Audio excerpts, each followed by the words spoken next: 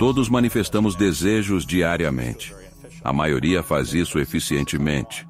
Todos dizem, eu quero X ou Z, ou desejo que algo ocorra. Existem técnicas para maximizar seu potencial de manifestação das intenções. Um autor de best-sellers e palestrante internacional, professor Jim Doty. Dr. James Doty, que prazer recebê-lo. Único. O incrível professor Dr. James Doty. Nunca esqueçam o poder que cada um de vocês tem quando caminham com isso. Um mundo com amor e sem medo. É o que queremos. O universo não está nem aí para você, porque ele não tem nada para dar. Não existe uma entidade externa decidindo seu destino porque você é um bom ou mau sujeito. Uma vez que você compreender o poder que tem, então você pode fazer quase qualquer coisa. Você só precisa acreditar.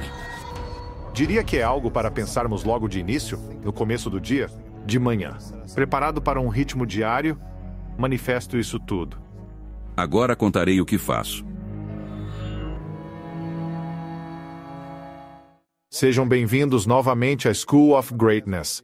Estou animado com o nosso convidado. Temos o inspirador James Doty na casa. Doutor, bom vê-lo e obrigado por estar aqui. Estou fascinado pelo tópico da manifestação, e ainda mais ao ver pesquisas e estudos de neurociência que apoiam esse poder. Seu novo livro, Mind Magic, explica a neurociência da manifestação e como isso muda tudo. Estou animado porque você nos orienta através das etapas do processo de manifestação. Agora, uma pergunta sobre a lei da atração e da manifestação. São iguais ou diferentes? Bem, se você olhar historicamente para a lei da atração, isso remonta ao hermetismo, que é este grupo no 1º ou 2º século depois de Cristo, e havia essa crença na mente, e eles usavam a terminologia, a lei da atração.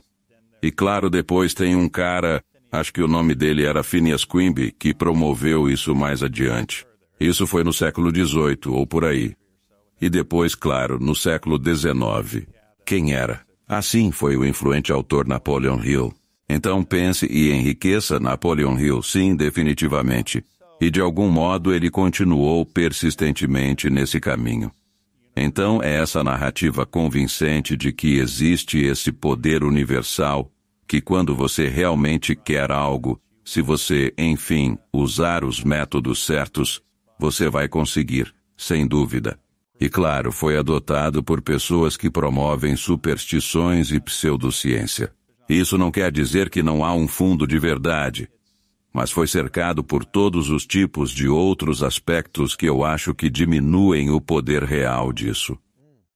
Então há poder na lei da atração? Bem, você poderia dizer que é equivalente.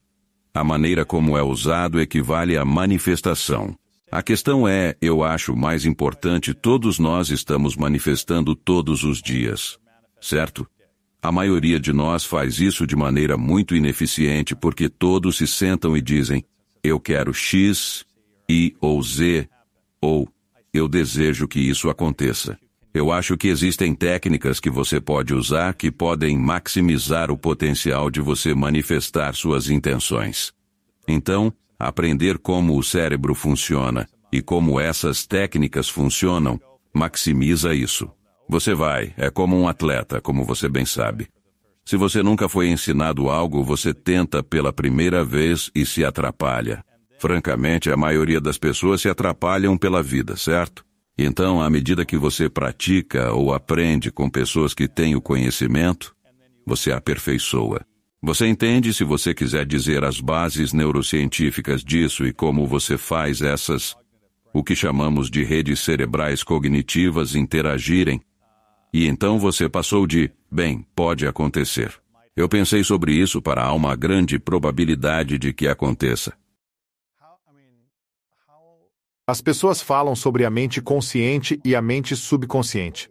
O que está em jogo quando começamos a pensar nas coisas que queremos manifestar e realmente as concretizamos no mundo material físico? É a mente consciente ou a mente subconsciente que está dirigindo esse processo de manifestação? Bem, essa é uma excelente pergunta. A questão é, como obter informações gravadas no subconsciente? Simplesmente dizer, eu quero isso pode ou não funcionar. Porque estamos igualmente distraídos por todo tipo de coisa. Veja bem, temos cerca de 10 milhões de bits de informação chegando através dos órgãos sensoriais a cada segundo. 10 milhões? Sim. E só conseguimos processar conscientemente de 50 a 100. Ok, então a maior parte disso vai para manter a homeostase ou funcionamento dos nossos sistemas corporais em um nível inconsciente. Mas na verdade temos acesso ao nosso nível subconsciente. E você pode aprender isso através de diferentes técnicas e em seguida utilizá-las para maximizar a entrada. Então, quando digo que você tem de 50 a 100 bits, você pode usar parte disso para incorporar conscientemente sua intenção, se souber como fazer isso. Interessante. Uau! E como um neurocirurgião e um neurocientista, o que você aprendeu ao trabalhar com cérebros fisicamente, a matéria, bem como com a neurociência, em termos de, acho que, criar isso para a sua vida, uma vida mais harmoniosa e abundante, estudando tanto o cérebro quanto a mente? Bem, de certas formas. Quero dizer, ser neurocirurgião é uma tarefa física, e não é como se houvesse pequenos sinais no cérebro que indicam onde tudo está. Agora, certamente sabemos pela anatomia geral onde as coisas estão. Mas você tem que lembrar, quero dizer, há um subconjunto de pessoas que falamos que o centro da fala fica no lado esquerdo. Mas existe um subconjunto de pessoas que tem esse centro no lado direito. Sério? Sim. Como sabe disso? Você simplesmente não sabe. A menos que haja algo específico que interfira ou que você teste expressamente para isso. Então, em geral, a anatomia é mais que bem consistente. Mas é como olhar para alguém, há pessoas altas, há pessoas baixas, e assim também funciona o cérebro. Nem todos são programados da mesma maneira, nem tem tudo exatamente no mesmo lugar. E de fato, como um exemplo ilustrativo, digamos que você toque violino. O homúnculo, que na realidade é a área tanto sensorial quanto motora que tem representações diferentes das partes do corpo, é afetado. Se você é um dedicado violinista, a área associada à sua mão ou mãos aumenta consideravelmente de tamanho comparado a outras partes do seu cérebro. Interessante. E de fato, o mesmo é verdade com certos tipos específicos de práticas de meditação. Certo. Então você pode ter um efeito profundamente transformador no seu cérebro físico, e certamente você tem muito poder sobre sua mente. E de alguma forma, é isso que estamos falando. E isso remonta, como você mencionou, à lei da atração. Sabe, tudo está de fato na mente. Eu acho que de fato, ao ser disciplinado e conseguir acessar, você faz as coisas acontecerem. Sim.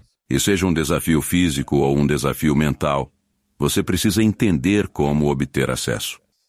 Então, como nós conseguimos acesso? Não vou te contar até você ter comprado o meu livro.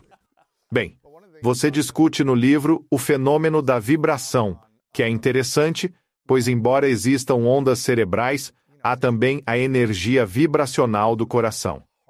E você menciona que a vibração cardíaca é de fato muito mais poderosa que as ondas cerebrais. Me explique como funciona.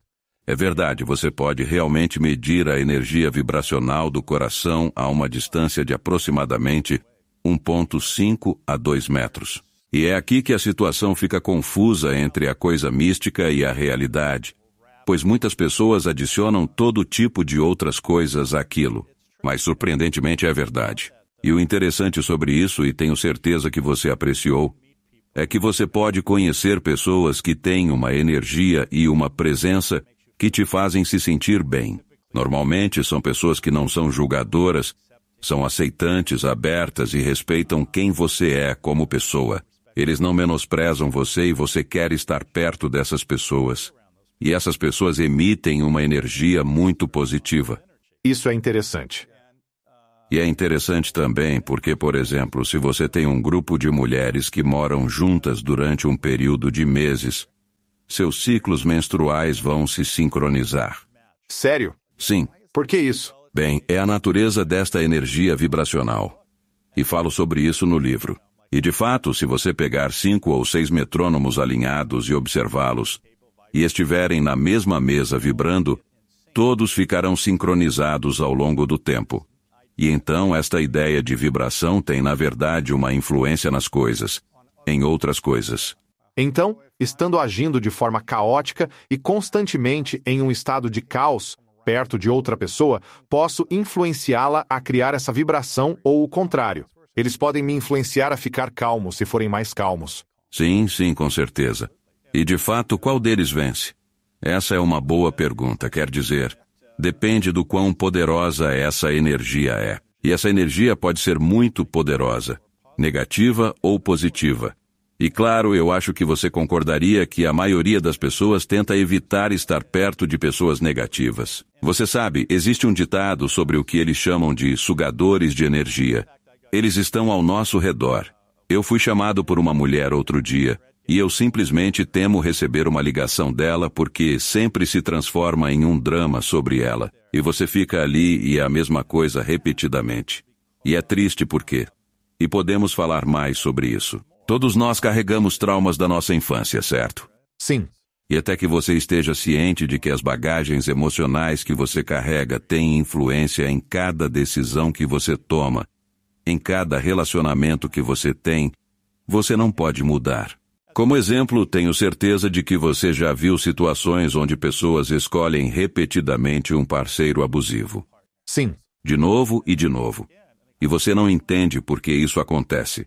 Você criou essa energia que permite que isso aconteça. E eu não estou culpando, estou apenas dizendo que isso é verdade. Então, se você nunca entendeu, por exemplo, que quando era criança tinha um pai abusivo e, sabe, ele era mau ou machucava, o problema é que, sabe, isso se torna familiar para você. E mesmo que seja doloroso e te machuque, é algo que está associado a uma figura de amor. Interessante. Eu acho que é realmente muito triste, na verdade, tudo isso. Quero dizer, parece que muita da nossa programação e condicionamento são enraizados em nós desde muito jovens. E fomos condicionados aos 7, 8, 9, 10 anos a ter um conjunto de crenças, formas de pensar e de sentir em relação ao nosso ambiente e relações. E então vivemos com isso por 10, 20, 30 anos até começarmos a tomar consciência esperançosamente mais cedo. Mas nós meio que repetimos esses padrões até que haja um colapso, ou uma tristeza, ou um término, ou algo que nos faça despertar. Quão difícil é mudar nossos sistemas de crenças que foram enraizados em nós por décadas? Bem, é muito difícil. Você vê isso todos os dias, pessoas que se tornam viciadas em álcool e drogas e, sabe, não é por vontade própria. É porque estão em dor intensa pelo fardo que carregam sem saída. E daí acontece isso. É o mecanismo de enfrentamento, alívio. Sim, e por isso é muito triste.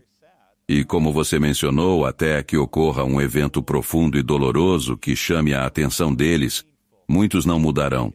Irão continuar assim, deste modo.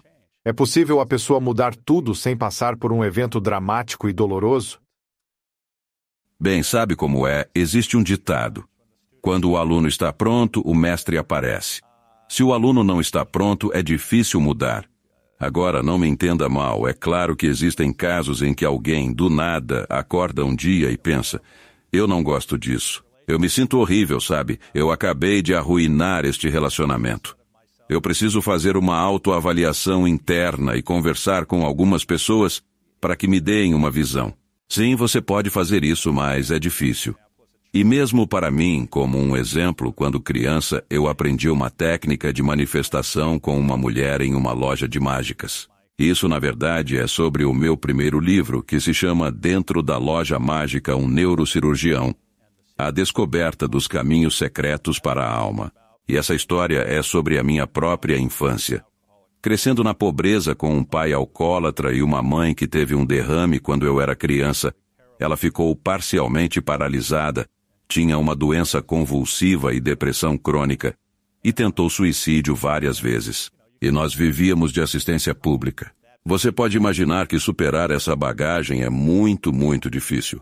Mas isso também é um exemplo de como uma pessoa pode intervir e mudar a vida de alguém.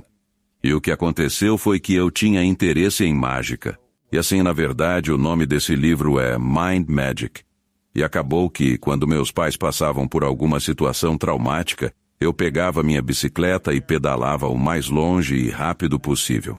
E eu terminava num centro comercial onde havia uma loja de mágicas. E eu entrei e havia uma mulher que, como eu descrevi, era essa pessoa radiante com esse sorriso incrível, cuja própria presença te envolvia. E eu tinha 12 anos. Nossa. E eu estava cheio de desespero, sem esperança. E acabou que ela era a mãe do proprietário. Ela não sabia nada sobre mágica. Sério? Sim. Mas começamos uma conversa e ela estava me dando biscoitos com pedaços de chocolate, o que foi ótimo. Exatamente o que você precisava na hora. Mas ela me fez de fato algumas perguntas pessoais. Francamente, quem quer dizer que é pobre? Contudo, respondi e com o tempo ela me disse: sabe, gosto de você. Acho que posso ensinar algo que realmente poderia ajudar. E o que ela me ensinou foi a prática de atenção plena que agora chamamos. Porque, como sabe, falando sobre o passado, traumas, ao crescer em um ambiente imprevisível e caótico, você está em uma zona de guerra todos os dias. Isso estimula cronicamente seu sistema nervoso simpático ou resposta de luta, fuga ou medo. E o que acontece é que isso afeta seu cérebro no sentido de que reduz as opções, porque você está olhando para a menor distância que tem que percorrer para sobreviver. Como resultado, você nunca pode relaxar. Você está sempre inquieto. Você está sempre olhando ao redor porque nunca sabe o que vai acontecer a seguir. Então ela me ensinou uma técnica, o que chamamos agora de varredura corporal, como relaxar o corpo. E então ela me ensinou a concentrar, neste caso, olhando para uma vela e fazendo um exercício de respiração. E essas são as técnicas fundamentais associadas à prática de atenção plena, porque então isso te move do envolvimento do seu sistema nervoso simpático para o envolvimento do seu sistema nervoso parasimpático, que é realmente onde deveríamos viver. Você está aberto, é reflexivo. Você tem acesso às áreas de controle executivo no cérebro em termos de memória e experiência. E você é muito mais criativo. Então, quando você consegue fazer essa mudança, isso modifica a forma como você vê o mundo. O outro problema é que desses tipos de antecedentes, mas eu diria essencialmente todos, temos um diálogo negativo em nossa cabeça. Crítico. E por mais que as pessoas digam o contrário, eu sempre faço essa pergunta quando dou uma palestra e quase todo mundo levanta a mão. Eu penso, você está mentindo. Todo mundo tem um crítico interno, só que em alguns ele é muito mais forte do que em outros. Ela também me ensinou a reconhecer que isso não era verdade. Interno? Sim, porque se você, e sendo um atleta, tenho certeza, você sabe, se você disser a si mesmo que não é possível, por definição, não é possível. Isso não pode acontecer. Então, quando as pessoas escutam isso, elas estão entregando sua capacidade de agir. E, de alguma forma, essa é a natureza de como tomamos controle da nossa manifestação. E como você sabe pela primeira frase do livro, ela diz: o universo não está nem aí para você porque ele não tem nada para dar. Não existe uma entidade externa decidindo seu destino porque você é um bom ou mau sujeito. Mas nós temos um imenso poder dentro de nós para controlar nosso destino. E quando você entrega esse poder e escuta aquele crítico, então você está limitando suas crenças. A chave é como você se livra das suas limitações de crenças, se é que você me entende. E isso é entender o incrível poder que você tem dentro de si mesmo quando você se senta e diz todo dia: eu não sou digno, eu não mereço amor, não é possível. Eu sou um impostor. Eu não consigo fazer isso. É como se você estivesse construindo uma prisão para si mesmo com tijolos. E o muro fica mais alto e fica mais escuro e você se sente cada vez mais impotente. E você sente que há alguma força externa controlando sua vida. Quando você entender que dentro de você há um incrível poder para mudar seu destino, e você tem esse poder, e finalmente você o reconhece, então coisas extraordinárias podem acontecer. E é assim que você vai de você não estar no controle, ou vamos dizer, uma crença de que outros estão no controle, para, na verdade, você estar no controle.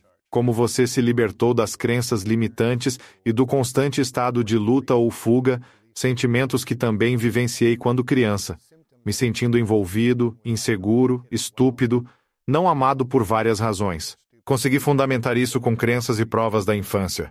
Como você aprendeu a quebrar as crenças limitantes e criar crenças mais fortalecedoras para te apoiar, para se sentir emocionalmente livre e começar a atrair mais do que você desejava na sua vida? Bem, antes de mais nada, eu não quero dar a impressão de que a jornada acabou. Às vezes as pessoas olham para você e dizem: nossa, você tem tudo sob controle agora. Nenhum de nós tem tudo sob controle, certo? Cada um de nós ainda é um ser humano frágil e que está lutando. E alguns de nós estão um pouco mais avançados nessa jornada. Outros continuam tendo dificuldades. Mas interagir com essa mulher me fez ver o mundo sob uma nova perspectiva. Porque quando você faz afirmações negativas repetidamente para si mesmo, como eu disse, isso tira a sua autonomia. Você se sente impotente. Sim.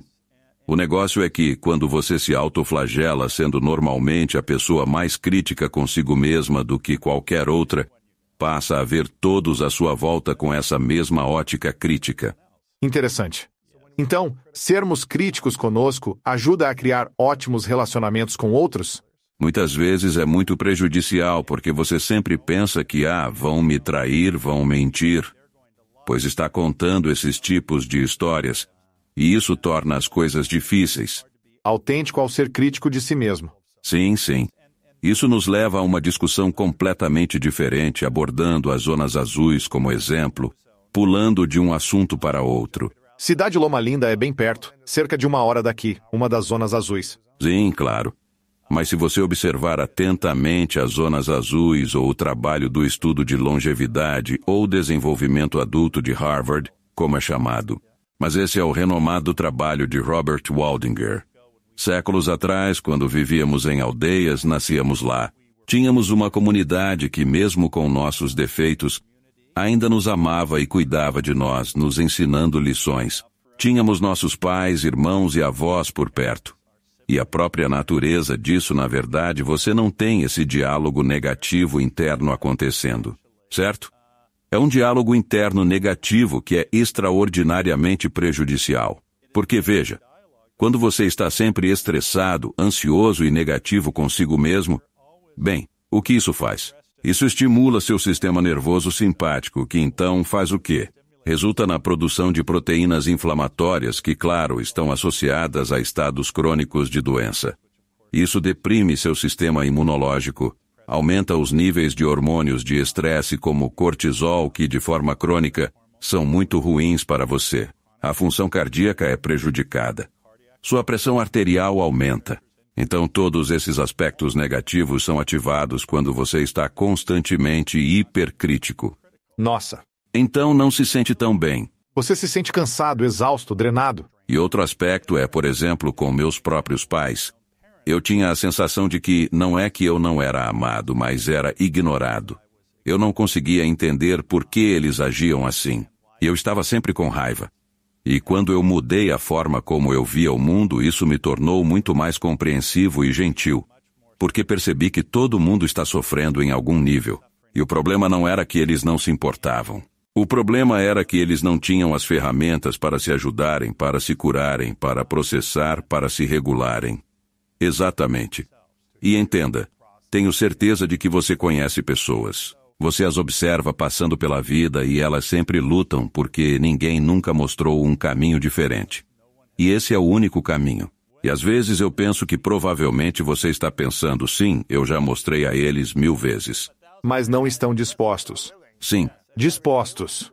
Voltando à questão. Professor, se também estiverem prontos. Sim, sim.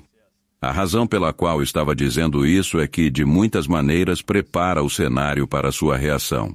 Assim, nessa interação com essa mulher, consegui me regular. Ensinou habilidades? Práticas de atenção plena. Você estava pronto. Exatamente. E então eu percebi que uma vez que eu consegui relaxar, que eu consegui estar presente e atento. Porque você não pode aprender nada ou mudar se sua mente está sempre em outro lugar, certo? No meu exemplo, crescendo, eu nunca sabia o que ia acontecer. Então eu sempre estava preocupado com algo me acontecendo. Mas a ação está aqui entre você e eu. Não se trata de possibilidades. E isso também limita o poder das pessoas, certo? Porque se você não pode se concentrar e atender, você não pode realizar. E se você está sempre distraído, não é possível. Então ela me ensinou a relaxar. Ela me ensinou a estar presente. E então coisas estranhas acontecem. Porque você está sentindo um tipo diferente de energia vindo dos outros e de si mesmo. E essa energia tem uma influência. Como exemplo, tenho certeza de que você já viu a situação onde você tem uma má impressão de alguém na rua. E você atravessa a rua. Sim. Bem, e você está captando algo intuitivamente. Mas o fato é que, se você tem raiva e hostilidade dentro de si, você está transmitindo isso para outras pessoas. E o que eu digo às pessoas é que, quando eu mudei a forma como eu me via, isso mudou a forma como eu via o mundo. E isso mudou a maneira como o mundo reagiu a mim. Como o mundo olhava. Então, depois desse período com essa mulher, eu estava muito mais aberto.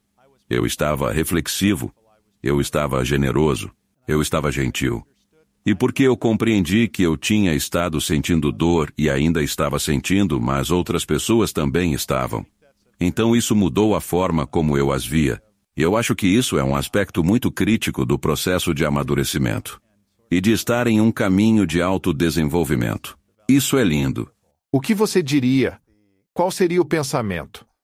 Qual é o pensamento número 1 e a emoção número 1 que nos impede de ter a capacidade de manifestar? Qual seria o maior medo? Que tipo de medo seria esse? Bem, isso é insegurança. É vergonha. E isso resulta em você limitando suas crenças. Então, de certa forma, sobre o que estamos falando aqui é realmente uma decisão entre medo e amor, certo? E quando você está com medo, isso estimula seu sistema nervoso simpático com todos os aspectos negativos disso. Quando você ama, você está aberto, é generoso, é atencioso, é gentil. Porque você ativou o sistema nervoso parasimpático. E você tem uma escolha. Isso é como se você olhasse para os filósofos estoicos como alguém como Epicteto, que foi escravo.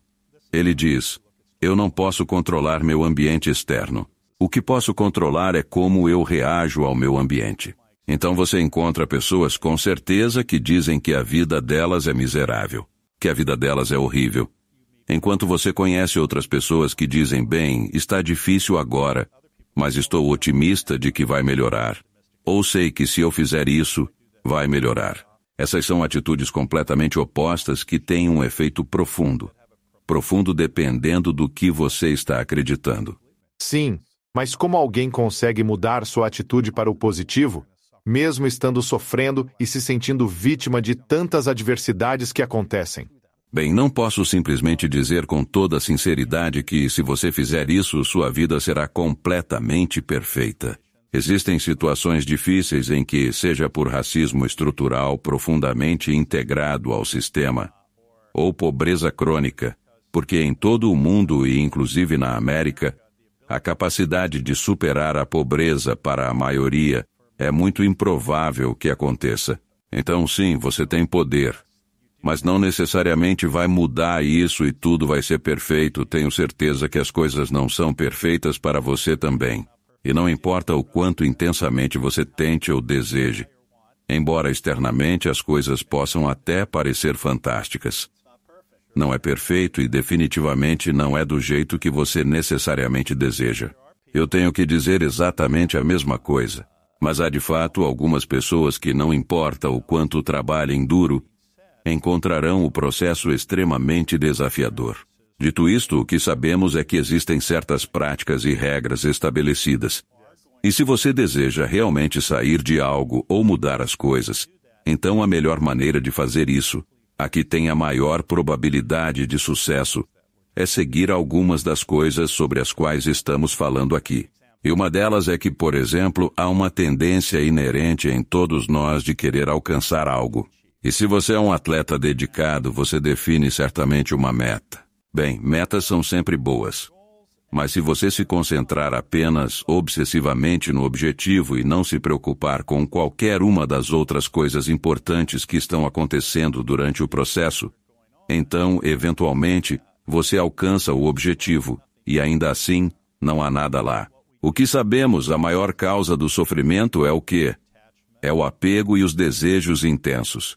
E o fato é que, quando isso é seu foco absoluto e não podemos obter todas essas coisas, você ficará muito decepcionado e ignorou todas as pessoas em sua vida enquanto se concentra apenas nisso.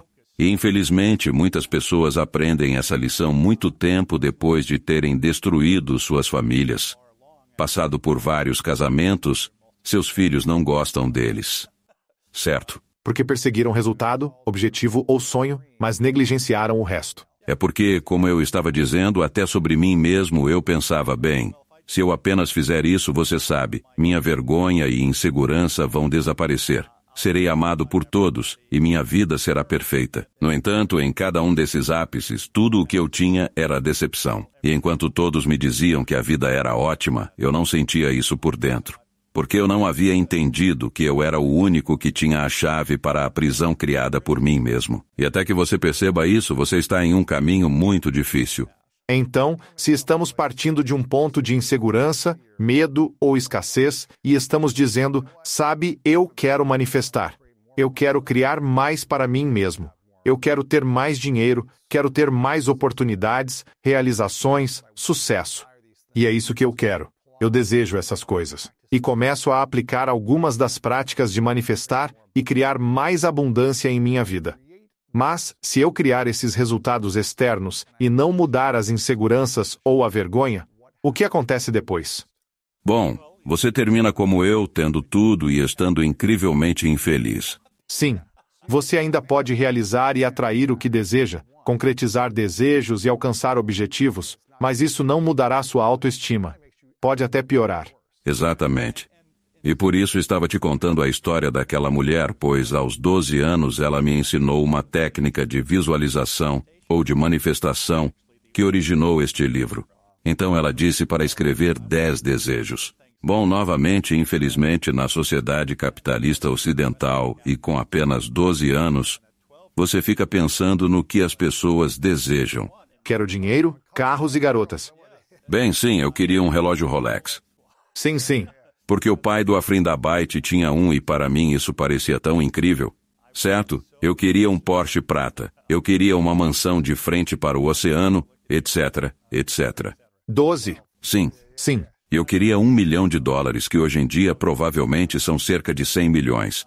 Mas de qualquer forma, eu consegui absolutamente cada uma dessas coisas e estava mais miserável do que jamais estive, na verdade. E o interessante nisso é que isso, de certa forma, é o ponto central deste livro.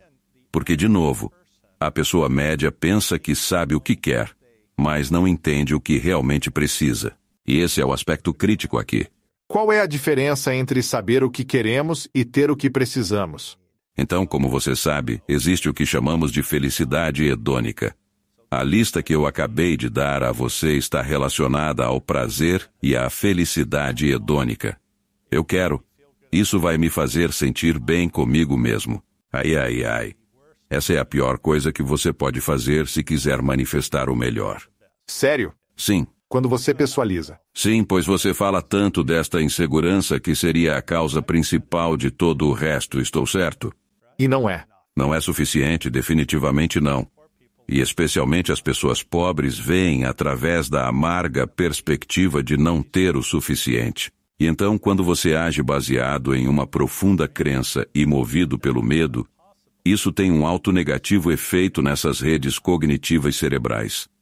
Agora, isso não significa que não é possível, apenas significa que você está se limitando severamente. E assim falamos da complexa ideia de felicidade hedônica ou egoísta que é transitória, é superficial, não dura muito tempo, certo? Felicidade eudaimônica, por outro lado, é um profundo senso de propósito. Isso, de fato, em termos de beneficiar os outros, não é apenas sobre você. E a chave essencial para isso, no entanto, é que quando você olha através da perspectiva da compaixão, o que acontece é que você muda profundamente a maneira como vê o mundo e o que você precisa, não o que você deseja. Interessante, não é? Você vê? Isso muda tudo porque você percebe que quando você está servindo, quando você cuida dos outros, não necessariamente precisa ter aquela casa grande e o Porsche não vai te completar. E então, você provavelmente não vai mais perseguir isso porque é apenas uma quimera na qual você está focado, porque pensa que vai ajudar a se livrar da vergonha e do vazio. Certo? Está vendo? Então é uma mentalidade diferente. Quando você muda para o sistema nervoso parasimpático que ativa todas as suas redes cerebrais e permite que elas se sincronizem, digamos, então tem a maior probabilidade de se manifestar. Interessante. Então, pelo que entendi, e me corrija se eu estiver errado, quando viemos de um lugar de carência e queremos mais para ganho pessoal por si só, isso não vai nos trazer o nível máximo de felicidade em comparação a quando viemos de um lugar de querer criar mais, servir ou impactar outras pessoas de alguma forma que esteja conectada a um propósito maior, teremos mais realização e, com esperança, manifestaremos exatamente o que precisamos. Exato, isso está correto. E resume tudo. Essa é a real chave de tudo. Interessante. E eu posso te dizer, sabe, por mim mesmo, como eu disse, eu consegui tudo o que queria. E eu estava miserável. Então eu passei por um período em que tinha sido muito bem sucedido nos negócios e durante a época do .com, e eu tinha cerca de 80 milhões de dólares. E então veio a quebra. Eu estava com uma dívida de 3 milhões de dólares. Mas de qualquer forma, eu já estava miseravelmente infeliz. 80 milhões. Bem, na verdade não havia muita diferença. Com 80 milhões de patrimônio líquido, no banco ou em papel, como você se sentiu?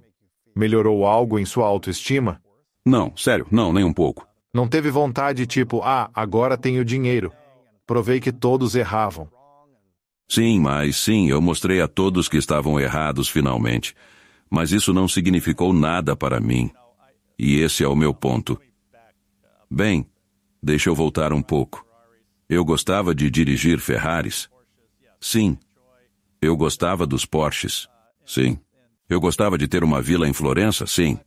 Mas dito isso, eu estava sentindo falta de muita coisa, o que limitava o quanto eu me sentia bem com qualquer coisa disso. Porque sabe, ter amigos que te dizem o quão incrível você é, a menos que você acredite nisso, não significa nada. E eu não acreditava. Então, quando chegou a época do .com, eu perdi todo esse dinheiro e tive que vender tudo. Literalmente tudo. Então passei por um período de profunda reflexão. E parte disso foi o que eu tinha perdido que essa mulher estava tentando me ensinar. E obviamente eu tinha 12 anos e não tinha autoconsciência. Mas a outra coisa que aconteceu é que, mesmo sendo médico e ajudando pessoas, minhas ações eram baseadas no eu quero que as pessoas vejam, sou médico. Certo? Status. Sim. Reconhecimento. Olhe para mim como se eu fosse, digamos assim, sou o médico. Eu moro nesta imensa mansão de frente para o oceano. Tenho todos esses lindos carros. Chego no hospital e todo mundo me elogia. E isso era por causa da minha própria insegurança, ansiedade e medo profundo. Quando finalmente passei por este necessário período de autorreflexão, eu realmente entendi isto. Então tudo mudou. Porque não era mais sobre mim, era sobre ajudar outras pessoas. E como exemplo, eu mencionei Jim Carrey. Adoro essa parte. Sim. Adoro a história do cheque de 10 milhões. Certo. Mas o que ele disse para o público foi, você sabe, quando ele começou era tudo sobre o próprio ego dele estar envolvido. Então ele percebeu que estava lá por um propósito, para servir as pessoas. E de fato, Jimmy Page, do Led Zeppelin, não sei se você já ouviu essa história, ele costumava ficar furioso porque sempre lhe pediam para tocar Stairway to Heaven. E ele disse que isso o fazia ficar furioso porque ele tinha músicas novas.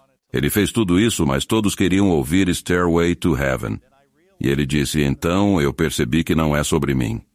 É servir aos outros. Sim, e o que eles queriam, sim, e eles cresceram com isso. Tinham um apego emocional porque isso representava eventos em suas vidas que foram positivos. E eles queriam apenas reviver aquilo. E assim, ele estava sendo muito egoísta ao ver as coisas sob a mesma perspectiva. E de novo, é nisso que entramos. Então, quando você muda sua forma de ver o mundo, isso muda tudo. E de novo, essa é uma escolha que cada um de nós pode fazer. Uau! Como você sabe, tendo sido médico e neurocirurgião e atuado como neurocientista por muitos anos, pesquisando esse trabalho há muito tempo, qual é o maior desafio que enfrenta atualmente ao manifestar algo que ainda precisa superar ou está superando? Bem, uma das coisas que aprendi ao longo da vida é não criar apego. Para quê? A qualquer coisa. E olha, não é perfeito, mas o que quero dizer, se você dissesse bem, e quanto ao seu filho ou sua esposa? Sim. Mas apesar disso, a natureza desta nossa vida é cheia de decepções, muitas vezes. E nós causamos nosso próprio sofrimento ao criar esses apegos. Então eu gosto realmente muito de carros bons.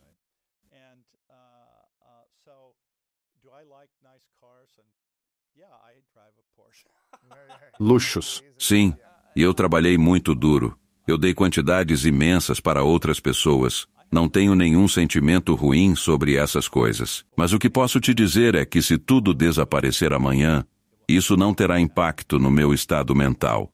E essa é a chave, porque você tem liberdade. Isso é exatamente correto.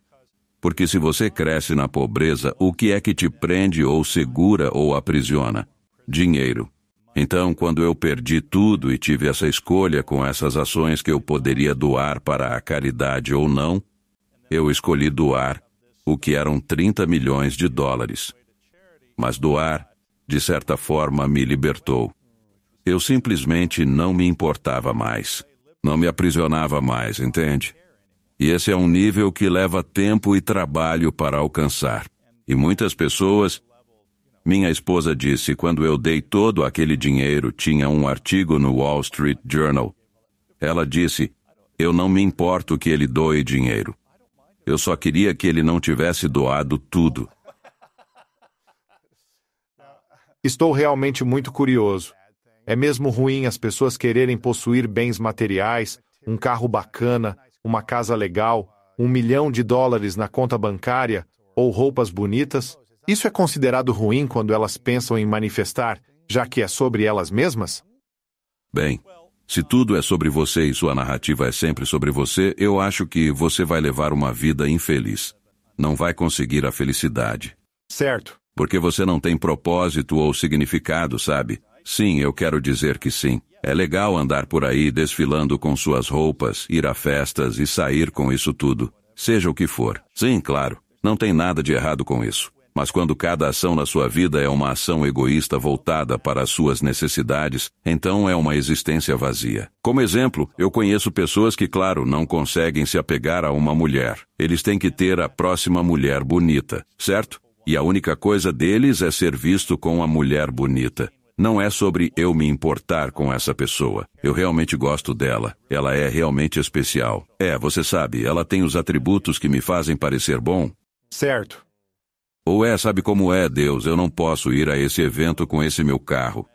Eu preciso estar em uma Ferrari para as pessoas me notarem, sabe? E isso é uma existência vazia e muito egoísta. Agora tenho certeza de que há pessoas ouvindo que pensam, eu não sou assim, mas você é sim, certo? Claro. Você está dizendo que pode ter isso, mas desde que sua vida também tenha um significado ou propósito, caso contrário, será vazio. Se você só quer a casa ou coisas cada vez maiores, tudo bem, mas ainda assim. Claro, com certeza, eu tenho. Não tenho do que reclamar e trabalho duro e não sinto culpa alguma por isso de forma alguma. Mas ainda assim faço muitas ações que contribuem para um objetivo maior ou missão, ou para um propósito maior fora de mim mesmo. Você fala sobre essas redes e vibrações. Você mencionou isso, a fisiologia da manifestação. Tenho curiosidade.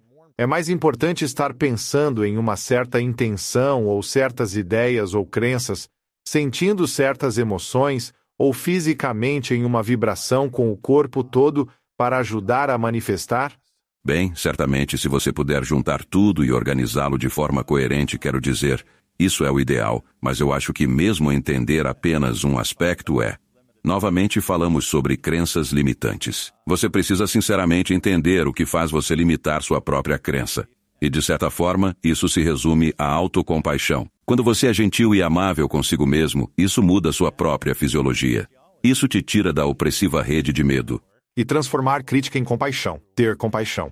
Sim, exatamente. Então eu acho que esse é um aspecto importante. E novamente, como exemplo, eu falo sobre essas diferentes redes.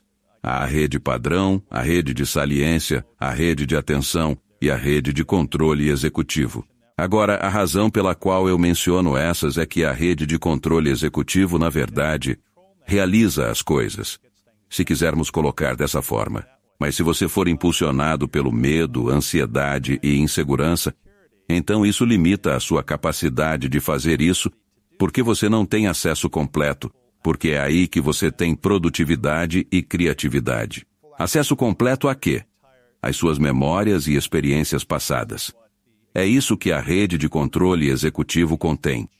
E é inibida quando você está com medo ou ansioso. Então, esse é um aspecto.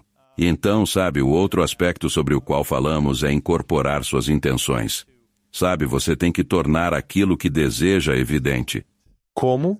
Isso significa que tem que ser algo que te toca, que você realmente sente como se estivesse aí com você, e você quer vivenciar isso intensamente. E a principal razão pela qual eu menciono isso com tanta ênfase é porque a importância ativa, se você quiser chamar assim, um poderoso cão farejador na sua cabeça que procura incansavelmente oportunidades para você manifestar. Agora, para ilustrar isso, eu vou te dar um exemplo concreto. Você fala do cão farejador ou de algo diferente?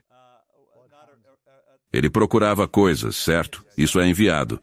Você sabe, é isso que eles fazem em missões de resgate. Sim, exatamente. Então, o que quero dizer com isso é que se você conseguir incorporar a sua intenção, isso ativa a rede de relevância, que é o cão farejador. E a analogia é a seguinte. Tenho certeza de que você já foi a festas barulhentas, e seu nome é mencionado e você imediatamente se vira, mesmo estando alto. Para onde isso vai? Sim, mas isso é porque a sua identidade está profundamente enraizada em você. Interessante, sim. Então, quando você faz isso com a intenção, e eu vou dar um exemplo recente. Estou trabalhando em um novo projeto e estava em uma cafeteria, barulhento, todo mundo falando, mas ouvi especificamente alguém falando sobre o tipo de projeto que estou fazendo. Me levantei e me apresentei, nos conectamos. E é assim que funciona.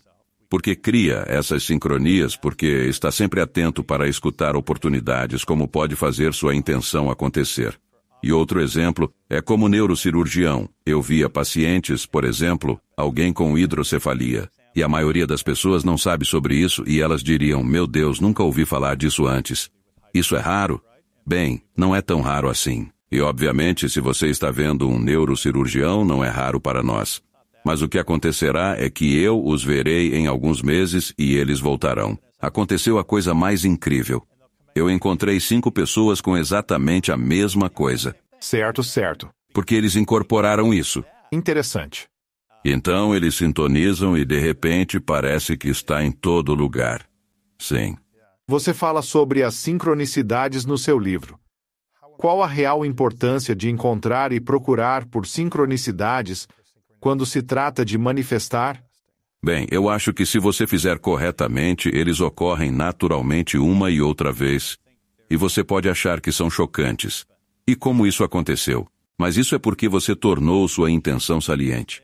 Isso capturou sua rede de atenção e está totalmente focado em fazer com que isso aconteça. E uma vez que esse processo ocorre, então você envolve sua rede de controle executivo para realmente então responder a isso. Interessante. Então você define sua intenção para o que deseja criar, e sua atenção começa a focar nisso no mundo e ambiente, observando onde as sincronias se alinham. Você mencionou o arquivo morto, certo? Sim, exatamente. E isso se relaciona de certas formas.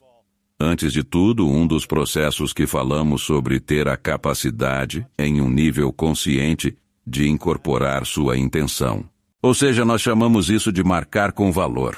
O que torna isso importante ao invés de apenas uma intenção. Sim. E assim que você marca isso com valor, isso se torna importante no seu subconsciente e então as redes começam a trabalhar juntas para procurar por isso. Sim. Agora, o que eu quero enfatizar, e eu não quero desmerecer, cada artigo que foi escrito sobre manifestar, sabe? Eu mencionei os problemas que tenho com o segredo ou outras narrativas desse tipo, mas a realidade é, sabemos que o que se conecta, ativa junto.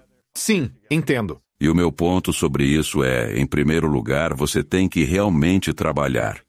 Não é como se, eu pensei nisso, então deve acontecer. É como qualquer coisa. E nós falamos sobre isso mais cedo, sabe? Todo mundo está manifestando todos os dias. Eles só fazem isso de maneira muito ineficiente, infelizmente. Então, quando você faz isso de forma estrategicamente eficiente, todas essas coisas, sabe, se unem para fazer sim acontecer. É por isso que, por exemplo, o que essa mulher iluminada na loja de mágica fez. E isso foi bem antes de, sabe, essas relevantes ideias serem amplamente divulgadas. Ela me fez escrever minha lista de coisas que eu queria ardentemente manifestar. Porque, novamente, quando você usa todos os órgãos sensoriais, você está envolvendo todas essas diferentes coisas que vão para o seu subconsciente. Você escreve, lê em silêncio, alta voz, olha, visualiza, e isso é o que os atletas fazem. Eles visualizam o desenrolar e se veem no papel. Quanto mais fazem, mais forte a conexão cerebral se torna, aumentando as chances de acontecer. Interessante. Ela te ensinou isso e você começou a realizar esses processos. Eu realmente faria isso dezenas, talvez centenas de vezes por dia, muitas e muitas vezes, sem dúvida alguma, com toda certeza. Mas levou tempo, desde os 12 anos, até você ter 1 milhão no banco, a mansão e a Ferrari. Não foi em 4 anos. Presumo que tenha levado 15 ou 20. Bem, claro, mas havia todo um processo, sabe? Porque, em primeiro lugar, eu decidi ser médico quando estava na 4ª série. E isso foi baseado em um dia de profissões onde um médico veio à nossa sala de aula e eu fiquei tão impressionado com essa pessoa que, naquele momento, decidi ser médico porque ele era gentil, ele era atencioso, ele respondeu minha pergunta. Ele parecia interessado no que eu tinha a dizer. Falar que se você é pobre e não tem recursos, afirmar vou ser médico é mais fácil falar do que fazer. E de fato eu tive desafios. Mas vou contar algumas histórias, no entanto, que mostram como o sistema funciona. Mesmo que você não tenha feito todas as coisas típicas para fazê-lo funcionar. Então vou contar como entrei na faculdade de medicina e como entrei na faculdade de forma geral. Eu não tinha a menor ideia sobre a faculdade, embora eu dissesse que iria para a faculdade. Eu estava em uma aula de ciências e tinha uma garota sentada ao meu lado e ela estava preenchendo sua inscrição. Eu não fazia ideia sobre isso. Teve que se inscrever. Eu esperava até ser a hora. Então perguntei à garota o que fazia. Ela respondeu que se candidatava à faculdade e mostrou a aplicação. Indaguei. Sério? Ela confirmou com um sim. Perguntei para que universidade se candidatava e disse UC Irvine. Ela me questionou onde eu me candidatara. Eu disse, UC Irvine. Sim. Ainda não recebi minha inscrição. Ela disse que tem uma extra. O quê? Uau. Uau, pronto. Preenchi aquilo e, você sabe, fui aceito. Mas isso não é interessante antes de você continuar? Você teve a oportunidade bem na sua frente e não pensou em outras escolas. Você viu algo que não conhecia, decidiu tentar e ela disse: aqui está o formulário. Você preencheu, foi aceito e foi para lá, certo? Sim. Não, e esse é o ponto, estava lá. Não sabia como as coisas iriam se desenrolar, mas aconteceu e não foi a maneira típica de lidar com isso.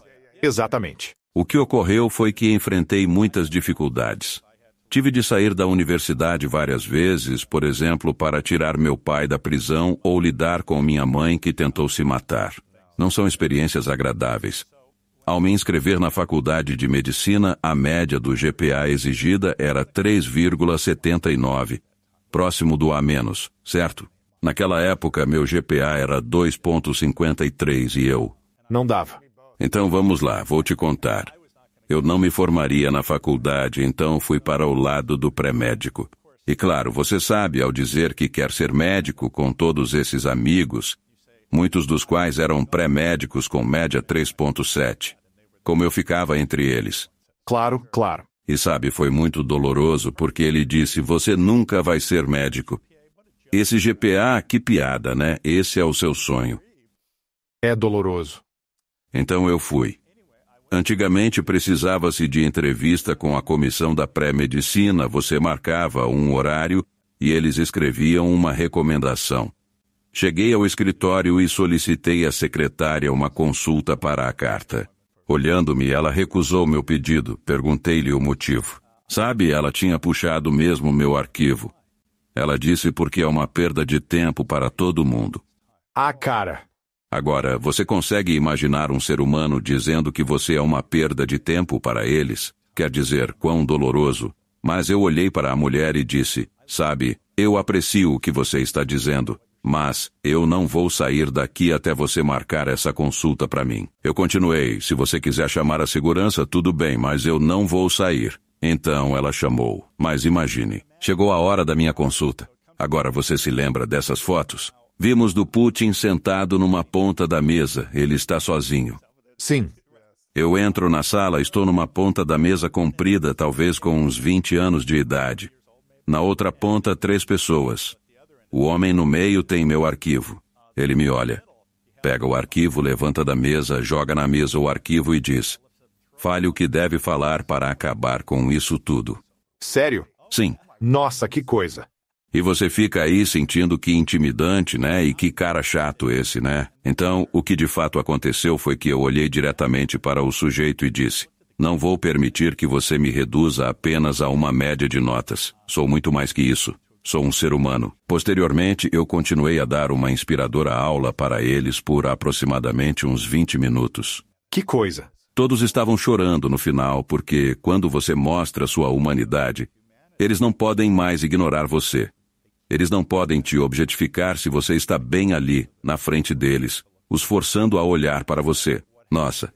E então, o que aconteceu é que eles acabaram me dando a maior recomendação. E quando eu estava saindo, aquela secretária que estava na sala me disse, ouça, eu quero que você leve isto.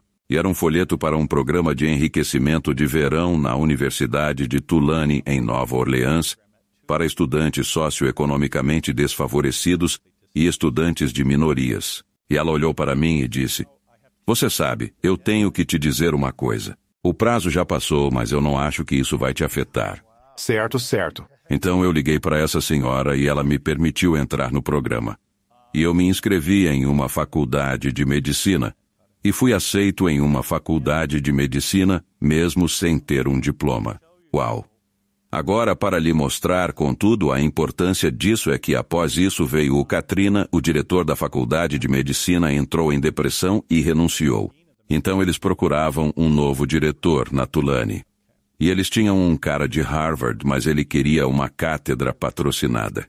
Não sei se você está familiarizado com uma cátedra patrocinada. Então, uma cátedra patrocinada é quando um doador privado doa uma grande quantia em dinheiro, e a posição é nomeada em homenagem a essa pessoa. É uma das maiores honras na medicina acadêmica ou na universidade, e esse dinheiro é transformado em um fundo patrimonial. Então o professor pode usá-lo para o que quiser. É uma coisa muito prestigiada. E na realidade, anos depois, eu acabei patrocinando a cátedra do diretor. Claro. Sim, foram vários milhões de dólares. Interessante. Então, ainda na Tulane, o decano da faculdade de medicina é o professor Doty. Eu reconstruí a biblioteca após o furacão Katrina. Então a essência da história é que ninguém tem o direito de te dizer o que você pode ou não pode fazer. E teoricamente, por todos os critérios, eu nunca deveria ter sido aceito na faculdade de medicina. No entanto, sou um dos maiores doadores para a faculdade de medicina. E na verdade, eles estão construindo um centro Doty para compaixão e medicina na Tulane. Legal. É verdade. Então, quando pensamos que as coisas são impossíveis, quando pensamos que não podem acontecer, ou que eu não tenho os critérios, isso geralmente significa que não devemos acreditar em tudo o que nos dizem. Se eu acreditasse no que muitas pessoas me disseram que não seria possível fazer, eu nunca teria realizado nada. E de novo, isso retorna a isto, limitando suas crenças. Uma vez que você libertar esse entendimento do poder que você tem, então você pode fazer quase tudo. Sim. É só acreditar. Com certeza. Eu amo essa história porque você mencionou para não deixar ninguém dizer o que você pode ou não pode fazer. Acredito que o desafio é que muitas pessoas acreditam no que os outros dizem a seu respeito. Você sabe, elas recebem as críticas ou os limites que os outros falam. E muitas pessoas se apegam àquelas conversas e as acreditam como verdade. A questão é que eu sinto que há apenas uma pessoa, como você disse, que pode concordar com os limites ou discordar desses limites, e essa pessoa somos nós mesmos. E ao mesmo tempo, você sabe, todo mundo pode te dizer que você tem todas as habilidades, todas as ferramentas, todo o potencial, toda a capacidade de fazer algo grandioso. Mas se você não acreditar, isso não vai importar tanto. Mesmo que todo mundo no mundo tenha dito, nós acreditamos em você, você é incrível. Se nós estivermos nos limitando a receber essas palavras e a entender essa identidade, não vamos alcançar o que queremos ou não vamos criar as vidas que queremos. Então, como superamos a nós mesmos, dos diálogos e dos críticos em nossa própria mente, e também das opiniões dos outros, sejam elas positivas ou negativas, como superamos isso e acreditamos que somos capazes? Bem, primeiramente, muitas pessoas ouvem uma declaração minha e pensam, ok, amanhã farei isso. Vou fazer tudo. Entrarei em forma, correrei 16 quilômetros e depois estudarei tudo. O problema é que essa é a pior coisa a fazer. E de fato tenho certeza que você provavelmente conhece B.J. Fogg e seu livro Micro-Hábitos. Recentemente conversávamos que é preciso começar devagar, certo? Escolha algo simples que prove seu poder. Talvez acordar às 6 e caminhar ao redor do quarteirão. E você apenas faz isso porque o que acontece é que agora você está mudando seu sistema de crenças. Você está dizendo, eu estabeleci essa meta e consegui alcançá-la, e agora eu faço isso todos os dias. Certo. Então pode demorar um pouco mais e assim por diante. Até que de repente você esteja correndo uma maratona, quando antes mal conseguia levantar e caminhar pelo quarteirão. E eu acho que essa realmente é a chave. É começar pequeno, se congratular por pequenas vitórias, aceitar isso e então deixar que isso se assimile e depois fazer outra coisa. Entenda, é um processo lento. Nada acontece de um dia para o outro. E novamente, se você pensa que vai acontecer e que tudo vai estar perfeito amanhã, não é assim que funciona. E obviamente, na minha própria vida, isso levou décadas. E eu espero que o que este livro faça, no entanto, é permitir que você veja o mundo de uma forma diferente. Usar as técnicas que são descritas ali para não ter que passar pela dor e sofrimento que eu e outros passamos. Ele te dá algumas percepções, algumas ferramentas. E novamente, tenho certeza que você já experienciou, você pega um livro às vezes. Isso era o que eu estava perdendo. Isso é o que, você sabe, eu preciso. E o que eu tentei fazer é tanto mostrar a ciência por trás disso, mas também entrelaçando histórias, como eu mencionei, a do Jim Carrey. E eu também incluí, na verdade, indivíduos com quem interagi na minha própria vida, que tiveram essas mudanças profundas, baseadas em ter uma percepção diferente de quem são e do poder que têm. Sim. Há uma parte no livro que falamos sobre entrar em estados de fluxo. Acho que você até disse algo como o efeito placebo e hipnose. Então, como podemos entrar em estados de fluxo, usar o efeito placebo e hipnose para começar a manifestar melhor? Um dos pontos desses exemplos é mostrar que, na verdade, de forma bem simples, você pode alcançar isso sem nada, certo? Com hipnose, por exemplo, você pode. E você pode fazer auto-hipnose, claro. Mas imagino que a maioria das pessoas pense naquele cara que chega e faz uns gestos. Certo, pessoal? Mas é assim tão rápido se você se treinar para acessar isso. Eu falo sobre monges e sobre Wim Hof. Essas pessoas acessam o poder interno que possuem e isso requer prática e dedicação. Mas os processos são parecidos com a hipnose e o efeito placebo. O interessante do efeito placebo é que, mesmo sabendo que é um placebo, ele ainda funciona. O mesmo efeito obtém resultados. Sim, sim. Então, além disso, se você pensar em exercitar um grupo muscular específico e executar isso, seus músculos irão crescer sem que você faça nada. Simples assim. Nossa. Veja, esse é o poder, pois o cérebro não distingue entre seus pensamentos e a realidade, sabe?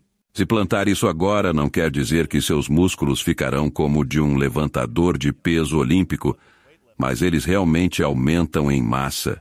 Conseguir acessar o que você desvaloriza dentro de si é muito poderoso. E quando você fala sobre o estado de fluxo, sabe? Este é um estado de ser onde tudo se alinha, certo? Sim. É onde queremos estar. Não damos atenção ao tempo, às externalidades, estamos somente fazendo. Você não quer que se torne algo como ignorar tudo para alcançar um objetivo, mas deseja viver de modo que as coisas venham naturalmente enquanto vive esse processo, trabalhando junto para manifestar seus objetivos. Uau, isso é absolutamente lindo. Qual é a pesquisa mais recente sobre o placebo e como podemos usar essa ciência ou esses dados para impactar nossas vidas positivamente? Bem, novamente, a coisa estranha sobre isso é que você não precisa acreditar, e isso vai acontecer. E se acredita ser verdadeiro, provavelmente será mais poderoso, melhor. Sim, sim. Mas, novamente, é fundamental incutir essa crença na sua própria cabeça. E há um programa especial de 6 semanas no livro, mas ele oferece uma maneira passo a passo muito detalhada de fazer isso. E, novamente, não é um feito único. Você tem que fazer o trabalho. Embora eu diga que o universo não está nem aí para você, eu também diria que Deus, sem dúvida, ajuda quem cedo madruga. E você sabe, quando faço essa declaração no final do livro, basicamente o que eu quero dizer é: você é o universo. Você é a força que decide. E outra vez, é entender o quanto de poder você tem dentro de si mesmo. Você sabe, existe Estamos falando de pessoas ficando presas em coisas. Você sabe, às vezes você simplesmente não consegue prever o que vai acontecer com você no futuro. Mas existe essa atitude. Chama-se otimismo disposicional. Não sei se você se lembra de uma vez ler isso, mas é completamente entender que as coisas nem sempre funcionam no nosso cronograma designado e manter um estado constante de uma visão otimista do mundo. Novamente, isso te alinha, porque te mantém em um estado persistente e constante de engajamento do seu sistema nervoso parasimpático. E se você pode viver nesse estado persistente e ver o mundo através dessa lente apreciativa, sua fisiologia vai estar no seu melhor. Sua longevidade vai, sem dúvida, aumentar. Você vai ser muito mais feliz em termos de propósito e significado na sua vida. Você sabe, nada é, ou pelo menos não consigo imaginar nada pior do que ser um velho rabugento ainda perseguindo mulheres de 20 anos, tendo 3 ou 4 Ferraris. E na verdade isso me lembra. Vou te contar uma história engraçada. Eu estava em Aspen dando uma palestra e um dos benfeitores era um viúvo de 80 anos que sobreviveu ao Holocausto. E então ele convida todo mundo para a sua casa. Então chegamos a essa enorme mansão e isso, sabe, 20, 30 milhões. Certo, em Aspen. Em Aspen, sim, você sabe, uma de suas várias. Claro. Então eu entro lá e eu era um dos principais oradores. Aí ele chega em mim e começa a falar. E sabe, ele olha para o meu relógio e diz: "Vê isso?" Ele aponta para o relógio dele. $1 milhão. E eu tipo, e daí? O que você fez? E ele disse, eu venho até aqui. E eu, tá bom. Então ele me leva até a garagem dele e novamente muitos carros. E eu estou olhando para ele e então ele começa a dizer, sabe, eu nunca fui feliz. E eu disse, entendi. E ele continua. Ele me conta sobre, na verdade, sua trágica experiência no Holocausto, e ele se casou com essa mulher. Mas ele nunca foi apaixonado ou tinha paixão, e assim por diante. Ele disse, sabe, eu sou miserável. Eu faria qualquer coisa para ser feliz. E eu disse, entendi. E ele pergunta, você pode fazer algo por mim? E eu disse, sim, eu posso. Eu disse, se você passar 10 horas comigo, eu vou lhe dar esse presente. Então ele diz, sério? E eu disse, sim. Ele pergunta, quanto vai custar? E eu disse, vai custar $100 mil por hora. Ele me olha e diz, 500 mil. 1 hora ou total? No total. Bom, era. E eu disse claramente, não funciona assim. São $1 milhão. E estou te garantindo, realmente garantindo. Uau! E então, de repente, a filha dele está lá e ouve a nossa conversa, e ela vem e diz, papai, você sabe, ele é como um neurocientista, ele estuda isso. Você deveria definitivamente fazer isso. E ele olha profundamente para mim e diz, garota tola, você não sabe nada sobre dinheiro.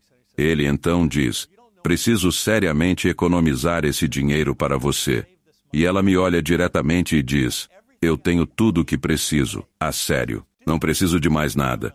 E ela resolutamente fala, faça isso. E ele diz, não, não, não, você é muito tola. E o meu ponto é, aqui havia uma oportunidade para ele aprender algo, para conseguir o que ele disse que realmente queria. Mas seu próprio interesse egoísta e ambição sobrepuseram qualquer coisa que de fato pudesse dar a ele o que ele queria. Uau! Interessante. Sim. Ele tinha uma crença, uma identidade atrelada à necessidade de ter mais dinheiro. E não mudaria isso. Sim, sim. Mas isso foi o que sempre o fez feliz ou infeliz durante toda a sua vida. Exatamente. Isso lhe deu uma falsa sensação de segurança, status, influência, poder ou algo assim. Bem, infelizmente você sabe, existem pessoas assim, mas todos ao redor riem delas, levam na brincadeira. E provavelmente estão tornando as pessoas ao seu redor mais infelizes. Assim, porque tem que ganhar, certo? $1 milhão.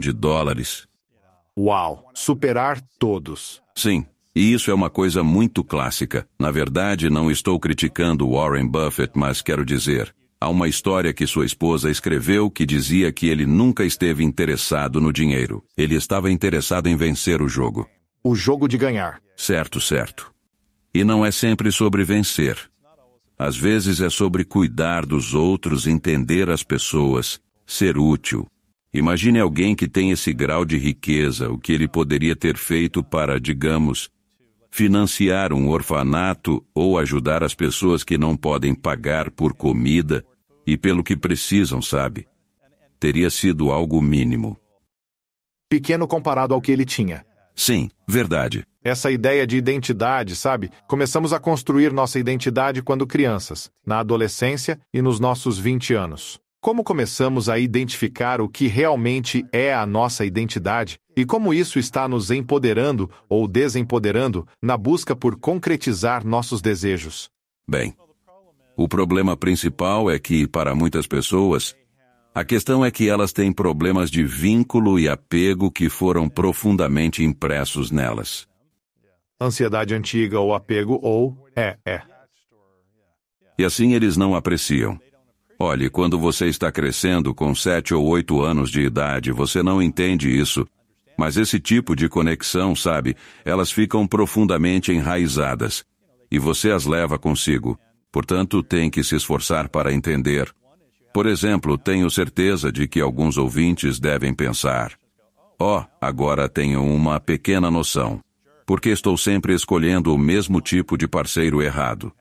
Mas por que faço isso? E você tem que, de certa forma, olhar para trás e refletir sobre si mesmo. Sim. Sabe, eu estava dando uma palestra uma vez, e havia uma mulher. Ela levantou a mão. Estávamos falando exatamente sobre esse assunto, e ela começou a chorar. E ela disse que seu pai, quando ela era criança, disse a ela que ela não seria nada. Tão triste. Sim, é horrível. E isso é o que as pessoas precisam entender. Palavras importam para as crianças. Então a mulher disse, sabe, e toda a minha vida eu tentei ser alguém. Sabe, ela disse, eu me tornei enfermeira. Eu consegui um doutorado. Ela é uma executiva sênior em uma rede de hospitais. Ela está indo extraordinariamente bem. E toda a vida dela foi tentando superar essa bagagem emocional. Imagine a diferença, no entanto, se seu pai dissesse, você é incrível. Você pode fazer qualquer coisa que você quiser. Eu tenho muito orgulho de você. Eu te imagino fazendo coisas incríveis. E como os 30 anos de sua vida, ou sejam lá quais forem, 40 anos, teriam sido de amor e conexão e se sentir digna. Em vez de acordar todo dia repetindo, me disseram que eu não seria nada. Acho que há uma pergunta bastante complexa e implícita nisso. Se você recebe todo o amor incondicional e afirmações positivas dos seus pais, que você pode fazer e ser o que desejar, versus a dura realidade de você não tem o que é necessário, você nunca vai ser alguém na vida. Você me decepciona. Você precisa fazer melhor, esforçar-se mais. Qual das duas formas impulsiona a pessoa a criar resultados ou impactos maiores ou melhores? Sabe, porque ela viveu uma vida de impacto, mas é de um lugar de carência, certo? Claro. Ela estaria tão determinada a crescer, expandir e ir além do que ela acreditava ser capaz se tivesse todo o amor do mundo? Eu imagino que essa seja a questão. Bem, claro, nesse caso não podemos responder especificamente, mas sim, não há dúvida. Sabe, eu tinha um técnico quando eu remava. E tinha um técnico que simplesmente gritava comigo o dia todo. É o pior. Sim, é o pior. Exatamente isso que estamos discutindo. Te fez se esforçar e trabalhar mais?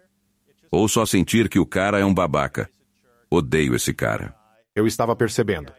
Sim, antes eu tinha um técnico diferente. O novo técnico era um ser humano extraordinário, uma pessoa em quem você se inspiraria. Ele ganhou a medalha de ouro nos 2 com o timoneiro em Melbourne em 52, acho que foi isso. E ele dizia, escute, você precisa trabalhar nisso. Mas eu sei que quando você fizer isso, você vai se destacar aqui. Você está fazendo um trabalho incrível. Eu posso perceber que você está realmente empenhado nisso. Eu estou tão orgulhoso de você, certo? É mais divertido.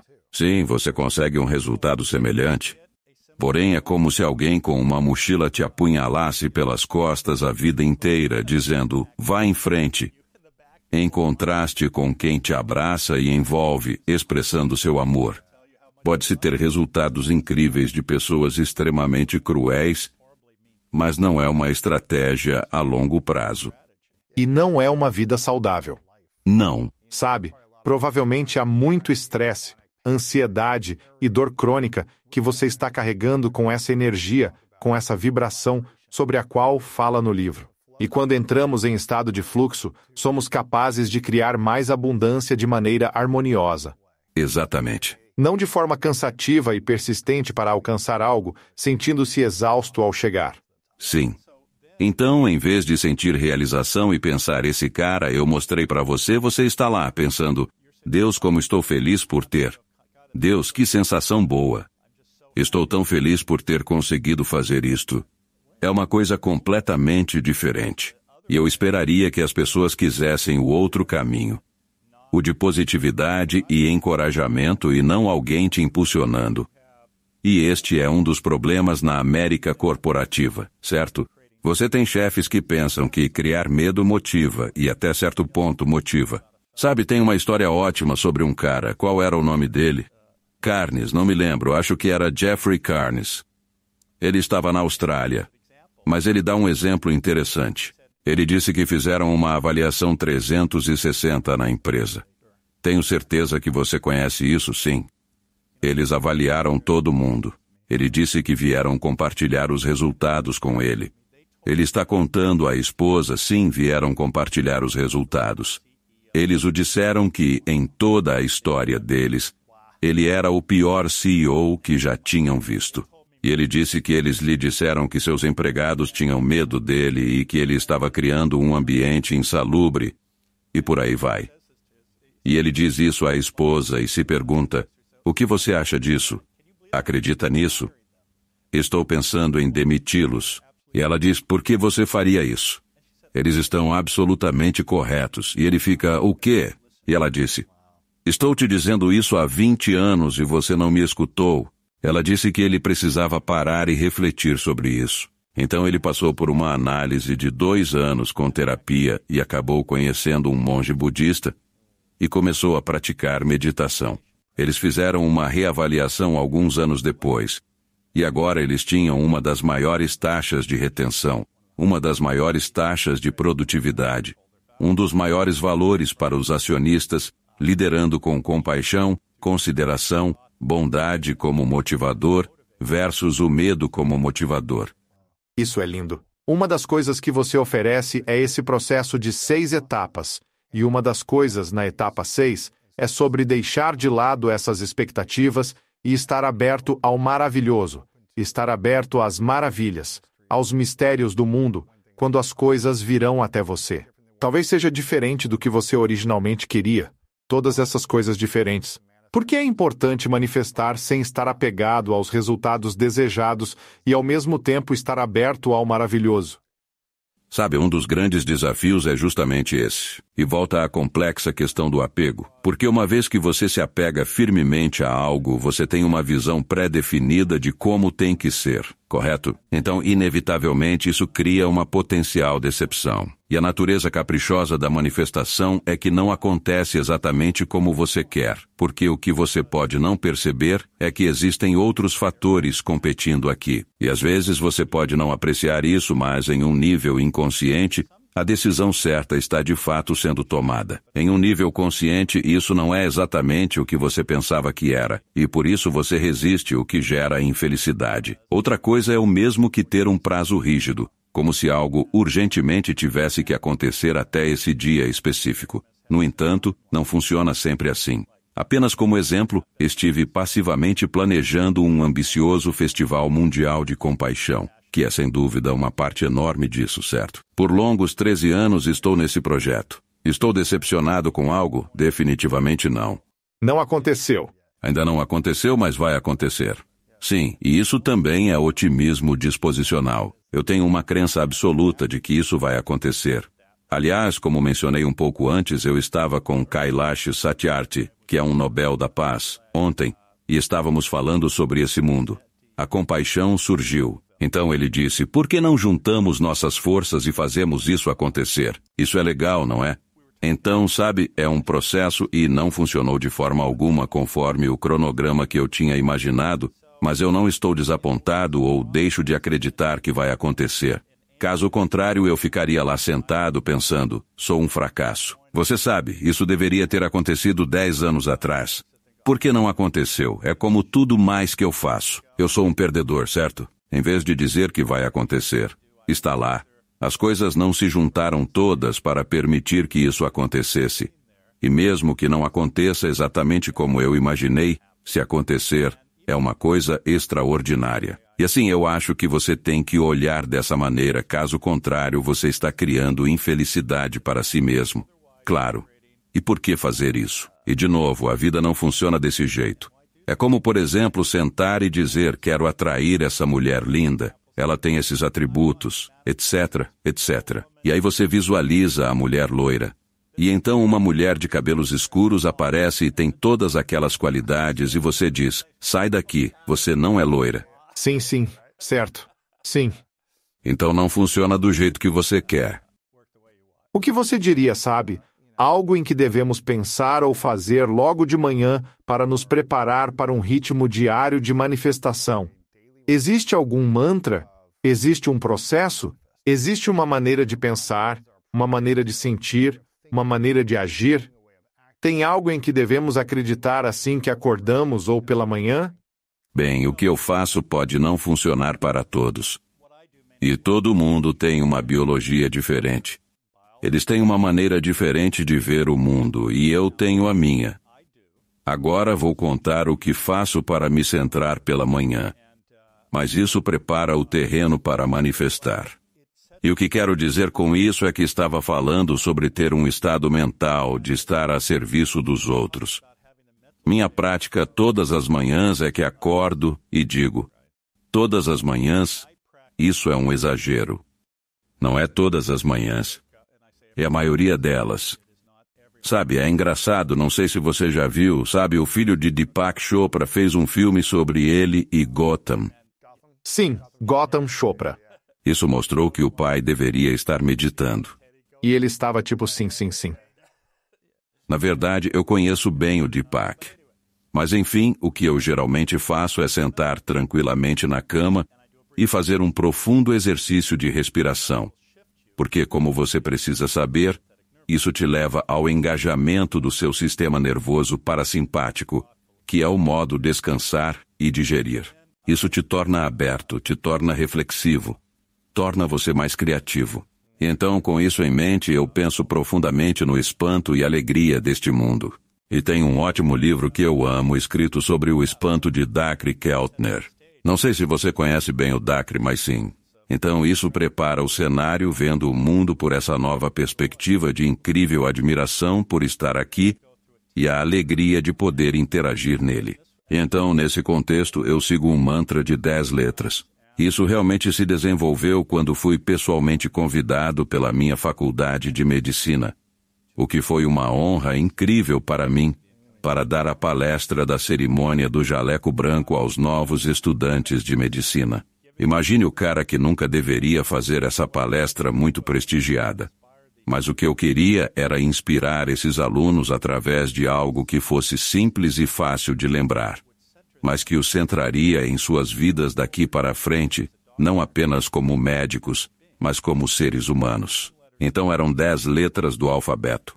Era C, compaixão por si e pelos outros. D, reconhecendo a dignidade de cada pessoa e praticando a equanimidade. Isso é essa ideia de uniformidade de temperamento. Sabe, estávamos falando sobre perseguir metas e ter apego. É ótimo atingir uma meta. É ótimo ter aquela euforia quando você a alcança. É maravilhoso, é incrível, mas é transitório. Claro. E você não pode viver perpetuamente nesse estado o tempo todo. Inversamente, ter decepções, falhar em coisas, perder em coisas, por mais horríveis e dolorosas que sejam, elas também são passageiras. Então ter essa igualdade de temperamento e não se perder nos extremos é muito, muito importante.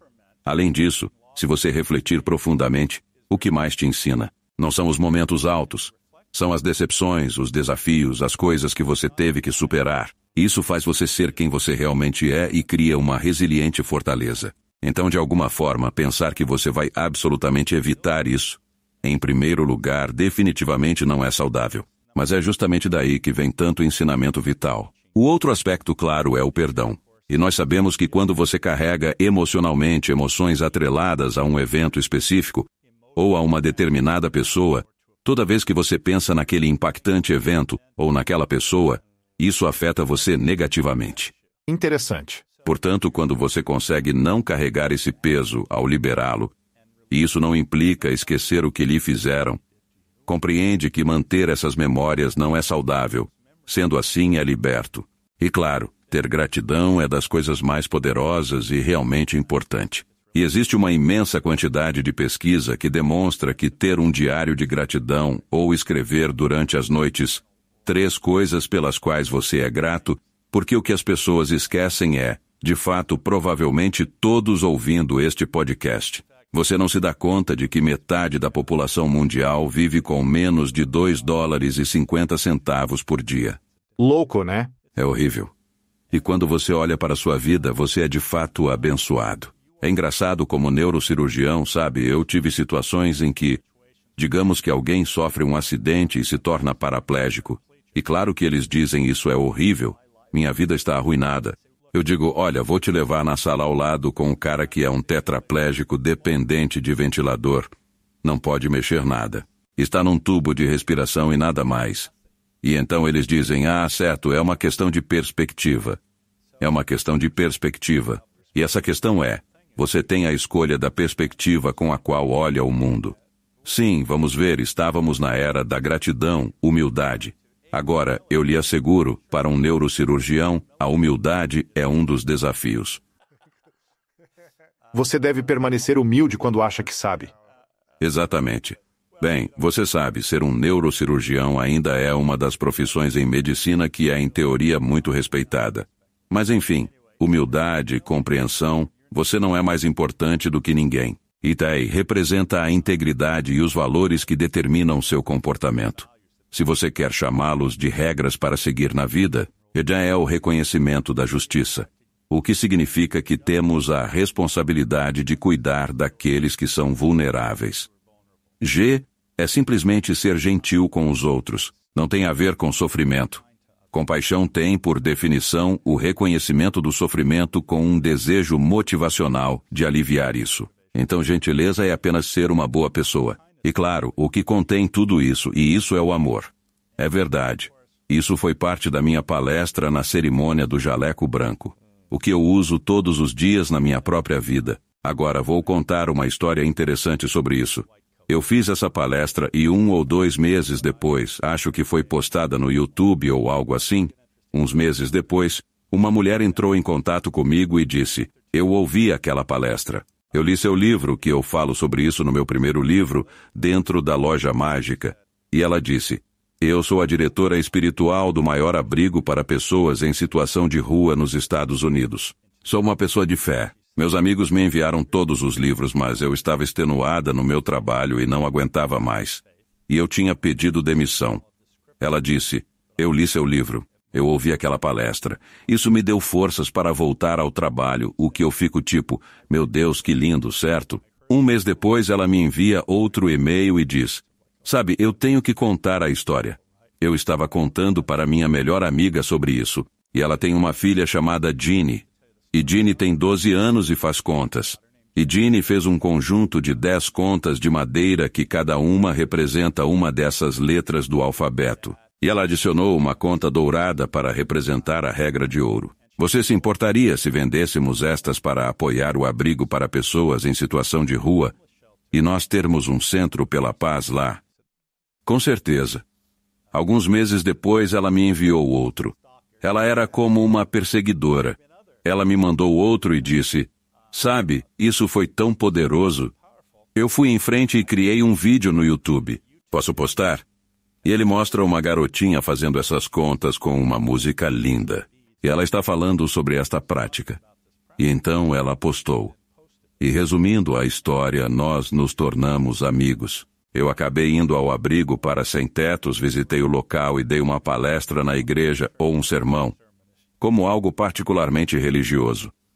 Depois ela tem 2 heróis neste mundo. Um é o Dalai Lama e o outro era Desmond Tutu, quando ele era vivo.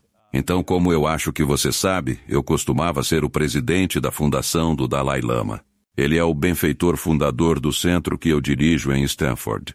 Eu disse, escuta, eu vou receber o Dalai Lama. Quero te convidar para vir e quero te apresentar a ele. E ela ficou, nossa, isso é incrível. Ela diz, mas sabe, infelizmente eu ganho muito pouco dinheiro e realmente não posso pagar. Eu disse, bem, escuta, eu vou te contratar como consultora e traga um monte de contas com você. E eu fiz isso. E nós tivemos estas contas abençoadas por sua santidade. E ela conseguiu conhecer o herói dela. Então, avançando alguns anos, eu era amigo do Tutu. Então eu estava na Cidade do Cabo na festa de aniversário de 80 anos dele. Então, durante o seu 85º, eles me convidaram para ir novamente para o seu aniversário. Eu estava em Oslo e liguei e disse, escuta, você precisa fazer um favor para mim. Eu disse, quero que você vá à Cidade do Cabo em meu lugar e conheça o Tutu. E por um lado, obviamente, custou algo para fazer isso, mas olhando para o quadro maior do meu mundo, isso era irrelevante. Certo. Mas para ela era literalmente o seu mundo.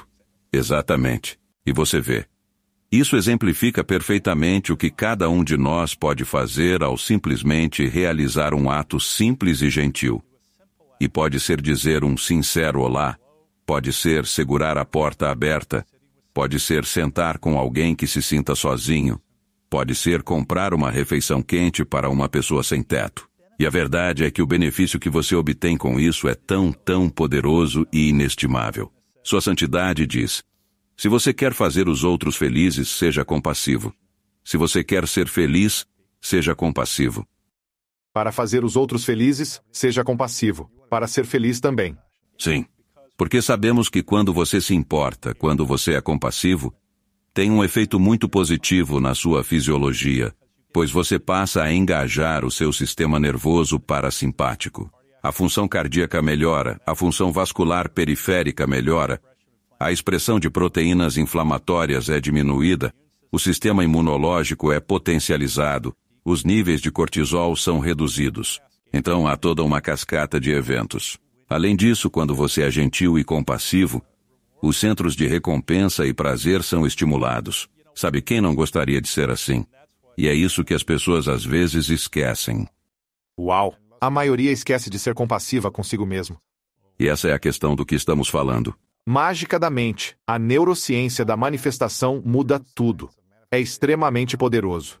Todos deveriam ter este livro. Compre outro para um amigo. Antes de finalizarmos, tenho mais algumas perguntas para você, James. Para onde podemos direcionar as pessoas? Você tem um site para o qual devemos enviar as pessoas, ou elas devem apenas ir na Amazon e comprar o livro? Há muitos lugares para conseguir livros além da Amazon. Certamente apoio livrarias independentes, mas ele está disponível lá também.